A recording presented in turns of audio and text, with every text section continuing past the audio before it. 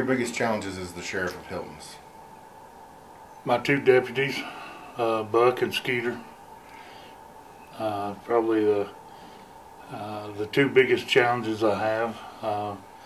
It gets them a paycheck, but they're somewhere a couple of steps below useless. I'm Skeeter Jackson. And what is your position? I'm deputy sheriff's deputy. There's a lot of challenges over in Hiltons. I'm telling you what, there's so many mean boys live up in that holler. It's not funny. Just tears my stomach up all to pieces. Well, I understand that you have a medical issue that sometimes can detract from your ability to enforce the law. Yeah, it's a irritable bowel syndrome, IBS. Yeah, I'm in a support group for it. Whenever it's stress and humidity, we have a lot of that up in Hiltons. What are the greatest liabilities that your deputies present?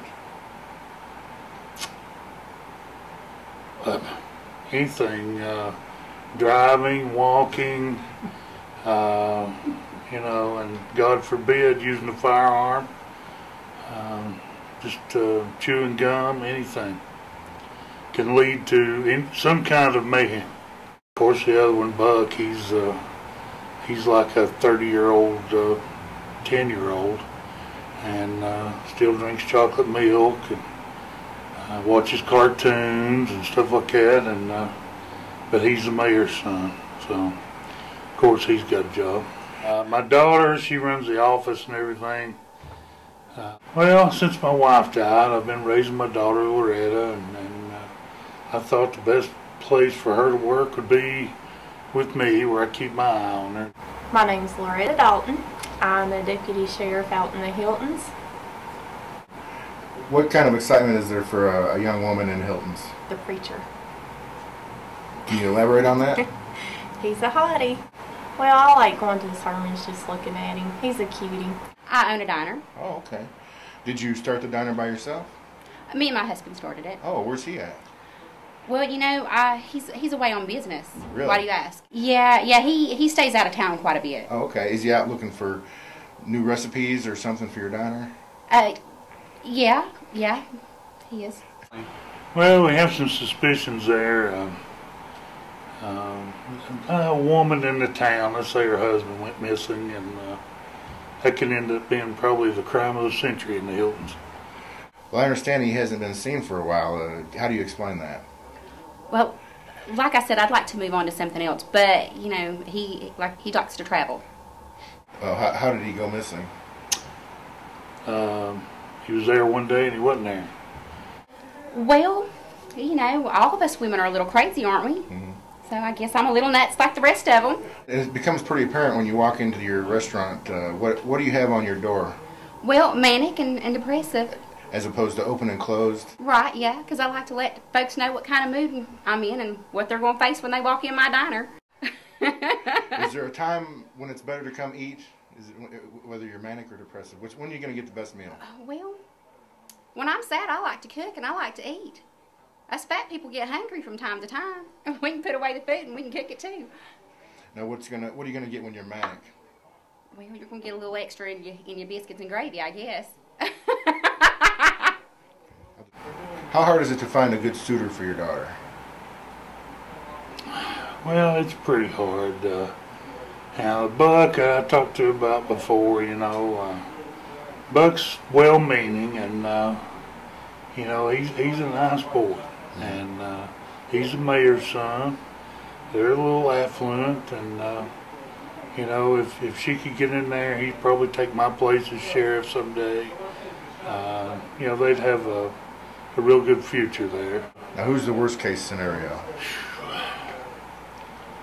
Well, really, Grover Dobbs works there at the service station, and he's always after her, but now Grover's after anything.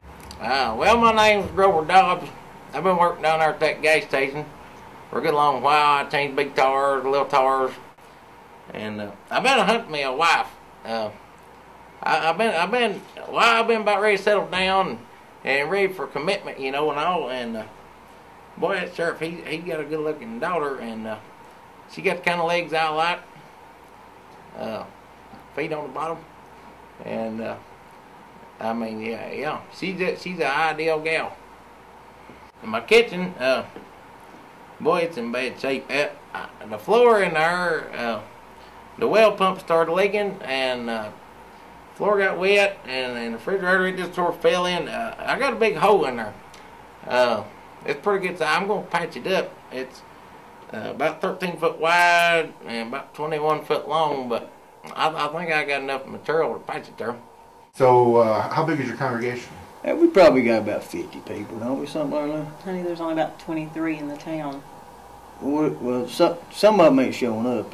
Now, how did you become familiar with this preacher? Through service on Sunday mornings. What is it about him that you like? I don't really know. He's just pretty. I'm Christy, Colorado. Born and raised here in Hiltons. Left the mountains for a while. That's part of my past I'd like to sort of leave on the other side of the mountains. Before she left, she was a pretty decent girl, real nice, and then she went and left for the big city, and she came back with that preacher, and she's just not like she used to be. Poofy hair. Poofy hair, she wears little tight clothes, well, not much clothes. I used to be an outlaw biker, and we was coming through this little town called the Hiltons one time. I seen her walk across the street, and I've been here ever since. Well, I'm the reverend there at the Hiltons. Okay. What denomination church? It's just a non-denominational. Everybody come if you know, whatever. It's just non-denominational. Are you a 7-day-a-week preacher? Oh, every minute. Really? And is that a lucrative business? Absolutely. Why you say it? Well, everybody's singing, but you gotta have, just like my old boy Grover at the service station. He's drinking a lot of alcohol and stuff. And we gotta try to. No, I don't got nothing against alcohol, because we gotta try to make a living somehow, But where we going with this? It's that red light, mate. I thought the camera was off, but He's not back there. I don't trust any of them with the cameras. I don't see a sign that says on or anything, but Go look.